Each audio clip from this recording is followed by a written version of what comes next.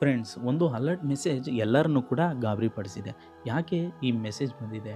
ಏನೋ ಆಗಿದೆ ಅನ್ನೋ ರೀತಿಯಲ್ಲಿ ಎಲ್ಲ ಕೂಡ ಭಯದ ವಾತಾವರಣದಿಂದ ಭಯಪಟ್ಟಿದ್ದಾರೆ ಅಥವಾ ಆತಂಕ ಸೃಷ್ಟಿಯಾಗಿದೆ. ಇದು ಜಸ್ಟ್ ಅವೇರ್‌ನೆಸ್ ಮೂಡಿಸೋದಕ್ಕೋಸ್ಕರ ಈ ರೀತಿಯಾದ ಮೆಸೇಜನ್ನು ದೂರ ಸಂಪರ್ಕ ಇಲಾಖೆ ಕಡೆಯಿಂದ ಈ ಕೇಂದ್ರ ಸರ್ಕಾರನೇ ಕಳಿಸಿದೆ. ಅಂದರೆ ಈಗ ಪ್ರಕೃತಿ ವಿಕೋಪದಿಂದ ಅಲ್ಲಲ್ಲಿ ಸುನಾಮಿ, ಭೂಕಂಪ ಈ ರೀತಿ ಸಮಸ್ಯೆಗಳು ಎದುರಾಗ್ತಾ ಇದೆ. ಹಾಗಾಗಿ ಈ ರೀತಿಯ ಅಲರ್ಟ್ ಮೆಸೇಜ್ ಮೂಲಕ ಮುನ್ಸೂಚನೆಯನ್ನು ತಿಳಿಸ್ತಾ ಇದೆ. ಇದು ಜಸ್ಟ್ ಸ್ಯಾಂಪಲ್‌ಗೋಸ್ಕರ ಮೆಸೇಜಲ್ಲೇ ಬಂದಿದೆ. ಇದು ಜಸ್ಟ್ ಸ್ಯಾಂಪಲ್ ಟೆಸ್ಟಿಂಗ್ ಅಂತ. ಇದು ಮುಂದೊಂದು ದಿನ ಜಾರಿ ಮಾಡ್ತಾರೆ.